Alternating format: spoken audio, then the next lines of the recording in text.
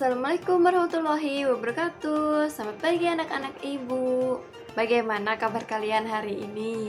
Semoga kalian semua dalam keadaan sehat dan semangat untuk mengikuti pembelajaran hari ini ya. Sebelum kita memulai pembelajaran kita hari ini, ada baiknya kita berdoa menurut agama dan kepercayaan kita masing-masing. Berdoa dimulai.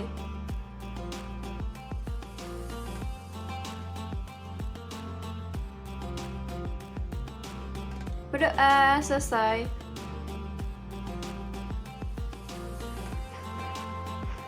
Sebelumnya, perkenalkan nama Ibu Rina Priyanti, mahasiswi dari PPL 2 Universitas Palangkaraya.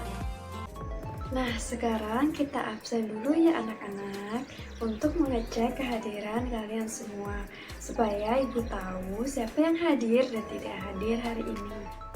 Untuk meningkatkan rasa nasionalisme kita terhadap bangsa Indonesia, kita akan menyanyikan lagu nasional, yaitu Garuda Pancasila. Mari kita nyanyikan bersama-sama anak-anak.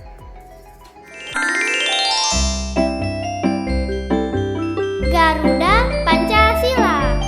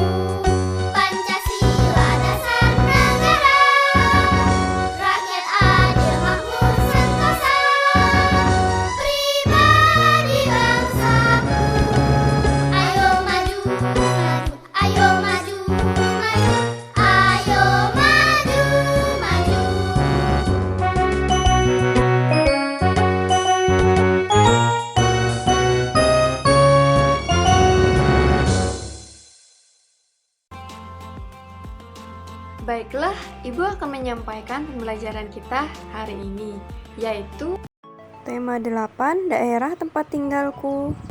Subtema 2, keunikan daerah tempat tinggalku. Pembelajaran kedua.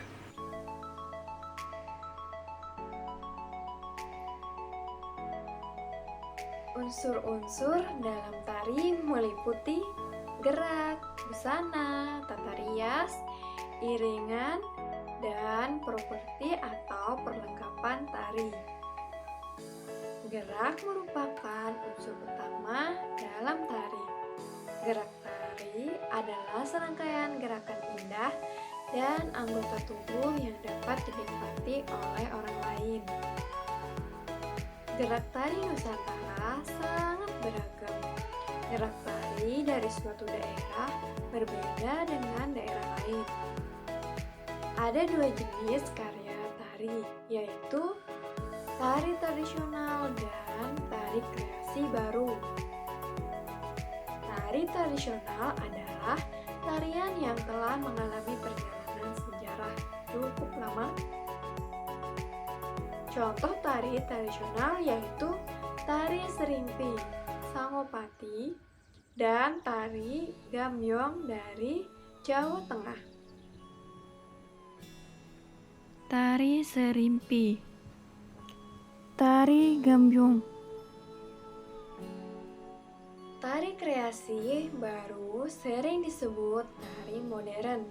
Tari kreasi baru merupakan karya tari garapan baru. Contoh tari kreasi baru yaitu tari Manuk Rawa dan Belibis dari Bali.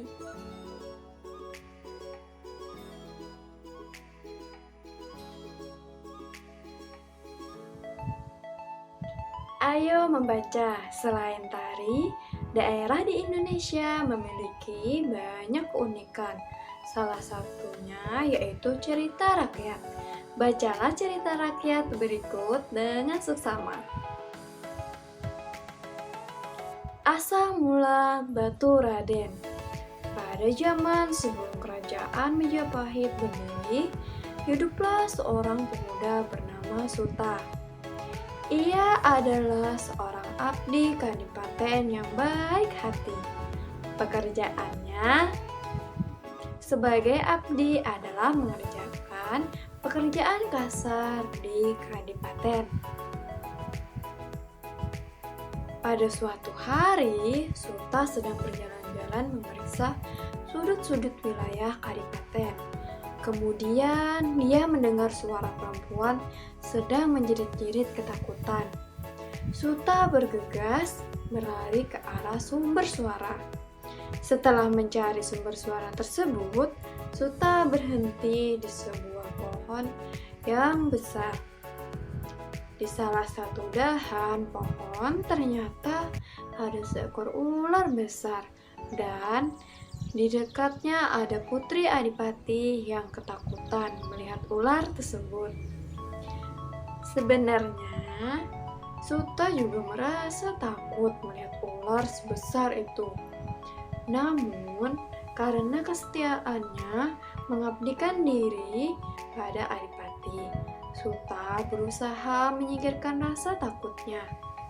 Suta berusaha menolong Putri Adipati. Kemudian Suta mengambil sebatang kayu besar dan dipukulkan ke arah ular besar itu. Setelah dipukul beberapa kali, akhirnya ular itu roboh ke tanah dan tidak bergerak lagi. Ular itu mati di tangan Suta. Lalu Putri Adipati merasa senang dan mengucapkan banyak terima kasih pada Suta yang telah menolongnya. Keberanian Suta membuat Putri Adipati menjadi kagum dan menyukainya. Setelah kejadian itu, mereka menjadi akrab dan sering bertemu. Mereka saling mencintai walaupun berbeda derajat. Kala itu tidak diperbolehkan seorang abdi mencintai putri. Kanjeng Adipati murka mendengar berita bahwa putrinya menyukai Suta, seorang abdi kadipaten yang miskin. Adipati lalu memerintahkan putrinya untuk menjauhi Suta dan tidak boleh ada hubungan di antara keduanya. Tersiar kabar dari seorang abdi kepercayaan putri mendengar bahwa Suta dimasukkan dalam penjara bawah tanah oleh Kanjeng Adipati dan tidak diberi makan dan minum. Penjara itu sendiri digenangi air sehingga membuat Suta demam tinggi karena dinginnya genangan air tersebut. Mendengar berita itu, Putri Adipati tidak tahan lagi dan dia pun berusaha untuk menolong Suta. Putri Adipati lalu menemui abdi kepercayaannya dan memaksanya untuk mengeluarkan Suta dari dalam penjara bawah tanah dan membawa Suta keluar dari penjara tersebut secara diam-diam. Dia mengatakan bahwa Putri Adipati yang telah menolongnya, dan saat ini Putri sedang menunggu di halaman Kadipaten. Setelah berhasil keluar dari penjara, Putri Adipati dan Suta melarikan diri keluar Kadipaten. Lalu mereka menikah dan tinggal di sebuah desa kecil. Kini desa itu disebut Desa Batu Raden, asal kata dari batur yang artinya abdi dan keturunan Raden yang menunjukkan keturunan Adipati.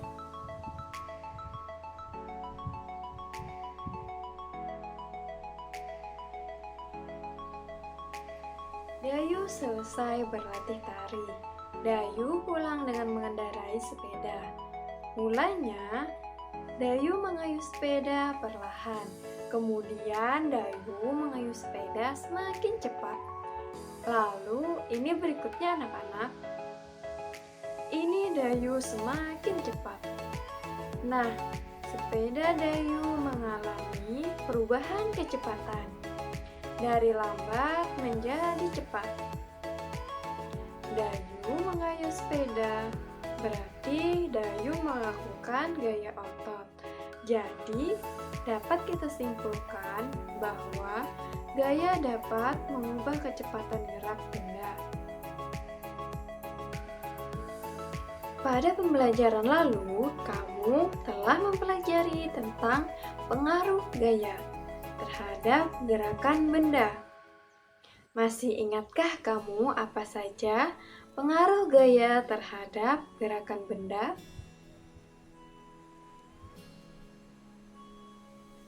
Macam pengaruh gaya terhadap gerakan benda. Yang pertama, gaya dapat menggerakkan benda diam. Yang kedua, gaya dapat membuat benda bergerak menjadi diam. Yang ketiga, gaya dapat mengubah kecepatan gerak benda. Yang keempat, gaya dapat mengubah arah gerak benda. Untuk tugas kalian dikumpulkan ke ibu ya, lalu dikirimkan ke WhatsApp ibu ya. Mari kita nyanyikan bersama-sama anak-anak.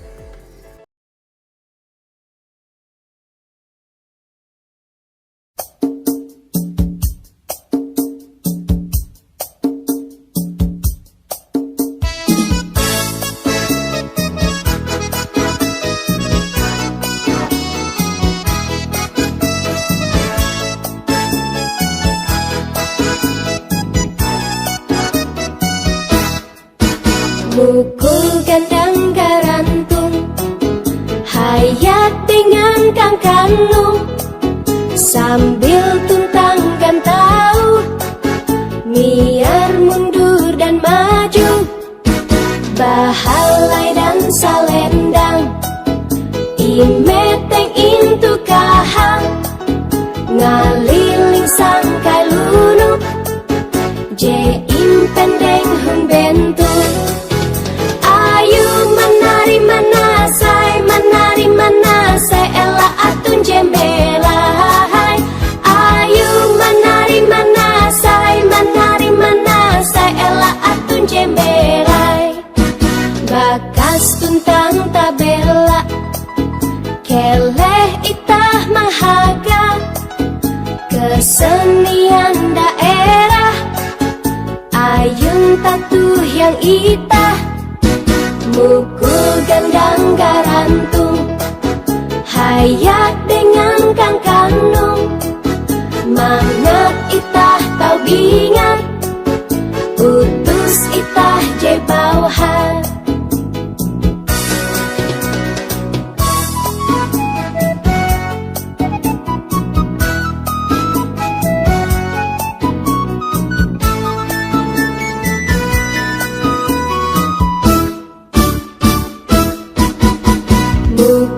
Gandang garantung, hayat dengan kang kanung, sambil tuntang gantau, miar mundur dan maju, bahalai dan salendang, imeteng intu kahang, ngaliling gandeng hung bentuk.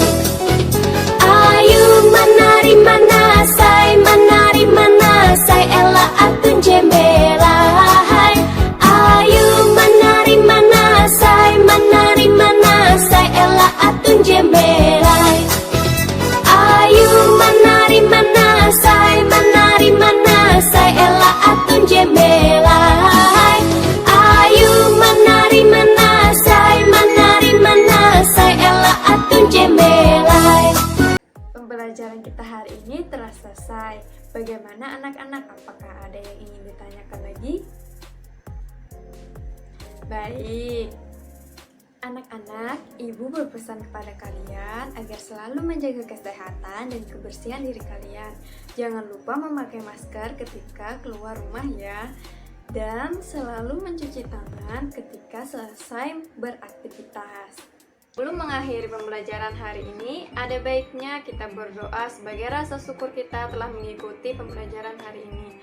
Berdoa dimulai. Berdoa selesai. Baiklah anak-anak, terima kasih telah mengikuti pembelajaran hari ini. Ibu akhiri dengan wassalamualaikum warahmatullahi wabarakatuh. Selamat pagi anak-anak, tetap semangat ya.